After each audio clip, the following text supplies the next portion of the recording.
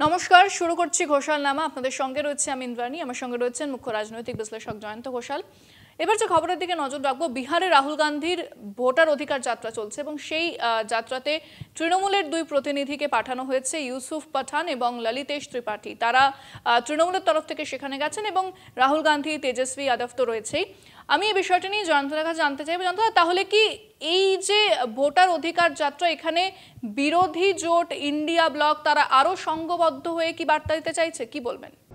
ললিতেশ ত্রিপাঠী আর ইউসুফ পাঠান, এদের দুজনকে পাঠানোর সিদ্ধান্তটা, এটার মধ্যে কিন্তু যথেষ্ট মমতা বন্দ্যোপাধ্যায় এটার মধ্যে অনেকটা রাজনৈতিক কৌশল আছে।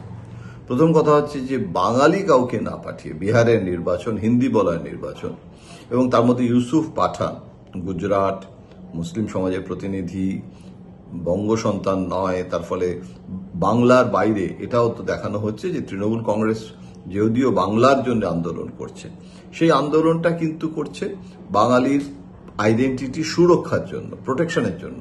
সেটা কিন্তু যারা বাঙালি নয় তাদের বিরুদ্ধে লড়াইটা নয়, এটা বাঙালি তার নিজের লড়াই, এটা জাত্যাভিমানের লড়াই, এটা অন্য জাতির প্রতি সেটাকে বজ্জাতি বলাটা কিন্তু বাঙালির উদ্দেশ্য নয়। সেটা মমতা বন্দ্যোপাধ্যায় বারবার বলে চলেছেন। ইউসুফ পাঠানকে পাঠানোর মধ্যে দিয়েও সেই বার্তাটাই তো প্রতিষ্ঠিত হচ্ছে। এবং ললিতেশ ত্রিপাঠী কমলাপতি ত্রিপাঠীর নাতি, এবং সেখানে কিন্তু একটা গুরুত্বপূর্ণ যেখানে নরেন্দ্র মোদী নিজে যে বেনারসে রিপ্রেজেন্ট করেন সেই ইলাহাবাদ এবং বারাণসীর এলাকারই তিনি প্রতিনিধি এবং নির্বাচনে তৃণমূল কংগ্রেসের প্রার্থী হয়েছিলেন এবং জিততে না পারলেও যথেষ্ট ফাইট দিয়েছিলেন।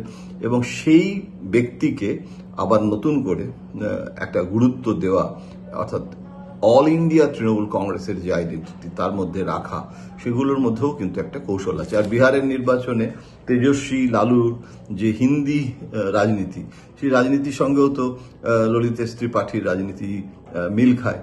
এবং তারা তেজস্বীর বাড়িতে যে বৈঠক হয়, যেখানে রাহুল গান্ধী তেজস্বী একসঙ্গে এক সুরে ভোটার তালিকা নিয়ে ইস্যু করছেন, সেখানে তৃণমূল কংগ্রেসের সুরে সুর বিলিয়ে একইভাবে বিরোধিতা করছে। এটা নিয়ে কোনো সন্দেহ নেই যে ভোটার তালিকার ইস্যুটা বিজেপি শুরু করেছিল তৃণমূল কংগ্রেস এবং তেজস্বী যাদবকে প্যাঁচে ফেলার জন্য। এবং তেজস্বী যাদবের বিহারে এটার পরিণতি কি হবে আমি জানি না, বিহারে তো যায়নি, বিহারের ভোটের ফলাফল সেটা দেখা যাক কি হয়।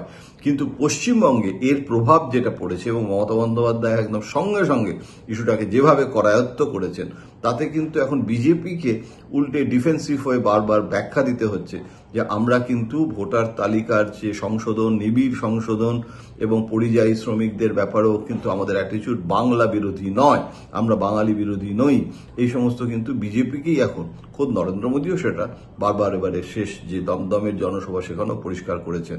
এখন সুতরাং মমতা বন্দ্যোপাধ্যায় তৃণমূল কংগ্রেস এটা চাইছেন যে একদম ভোট পর্যন্ত এই যে বাংলা এবং বাঙালির প্রতি বঞ্চনা, এটাকে একটা মারাত্মক ইস্যু করে, যে মমতা বন্দ্যোপাধ্যায় দুটো টার্ম শেষ করে তিনটে টার্ম শেষ করার দিকে চলেছেন, সেখানে তিনি নিজেই একটা অ্যান্টি এস্টাবলিশমেন্টের প্রতিভূ হয়ে এই সমস্ত আন্দোলন, কেন্দ্র বিরোধী, দিল্লি বিরোধী এই যে গড়ে তুলেছেন, এর জন্য তাকে কিন্তু একটা ক্রেডিট আমার মনে হয় তার প্রতিপক্ষও দেবে, যে কি করে একটা আন্দোলনকে শেপ নিতে হয়, কিভাবে এগিয়ে নিয়ে যেতে হয়, সেটা কিন্তু মমতা বন্দ্যোপাধ্যায় দেখিয়ে দিয়েছেন। আমি অনেক ধন্যবাদ জানাবো জয়ন্তদাকে। আপনারা এতক্ষণ জয়ন্তদা বিশ্লেষণ শুনছিলেন। বেশ কিছু খবর নিয়ে আমরা আলোচনা করলাম, তবে আজকের অনুষ্ঠান এখানেই শেষ করছি। অন্যান্য খবরের জন্য নজর রাখতে হবে ঘোষালনামা, কলকাতা টিভি ডিজিটাল এবং কলকাতা টিভিতে রাত দিন 7 দিন।